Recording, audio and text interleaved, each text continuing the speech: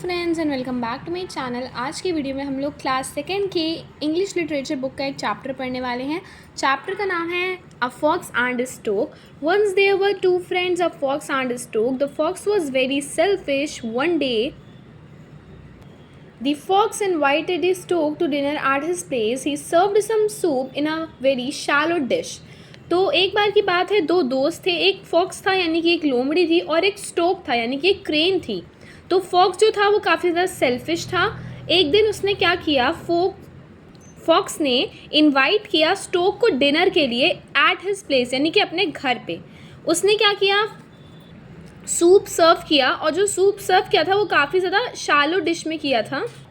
ऐसे डिश थी जिसमें थोड़ी लिटिल डेप्थ थी। The fox could easily lap this up but the stork could not, only wet her bill. Fox था वो ईजली वो जो सूप था उसे पी लेता था, लेकिन स्टोक नहीं पी पा रही थी।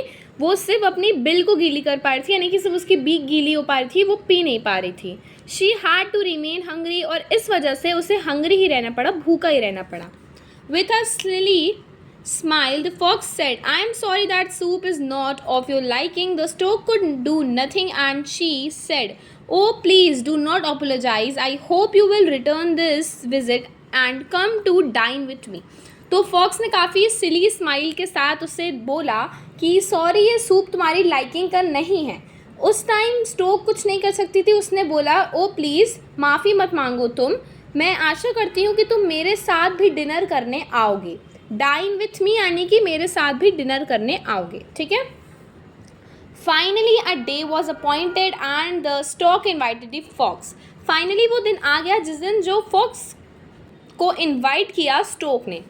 This time the stork served soup in a very long necked jar with the narrow mouth. इस टाइम स्टोक ने क्या किया, जैसे कि फॉक्स ने किया था, उसने काफ़ी स्मॉल उसमें किया था, स्मॉल डिश में किया था, जिसका जो डेप्थ थी वो काफ़ी कम थी, तो जो स्टोक थी वो पी नहीं पा रही थी। इस टाइम इसने क्या किया कि बहुत ज़्यादा लॉन्ग नेक्ड जार में किया, जिसकी डेप्थ बहुत ज़्यादा थी, जिससे कि फॉक्स ना पी पाए उसे।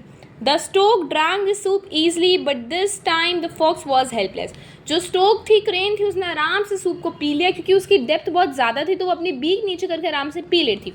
लेकिन फॉक्स इस बार हेल्पलेस था, इस बार वो कुछ नहीं कर पाया। He could not insert his mouth into the jar. वो अपने माउथ को जार में नहीं डाल पा रहा था और सूप को ड्रिंक नहीं कर पाया था। The fox had to remain hungry. और इस बार फॉक्स भूखा रह गया। तो इस स्टोरी का हम अगर मॉरल देखें तो मॉरल है टिट फॉर टैट, यानी कि जैसे को तैसा। जैसा फॉक्स ने क्रेन के साथ किया, स्टोक के साथ किया, वैसा ही स्टोक ने भी फॉक्स के साथ किया। अगर फॉक्स ऐसा नहीं करता तो ये भी ऐसा नहीं करती। Thank you, bye bye.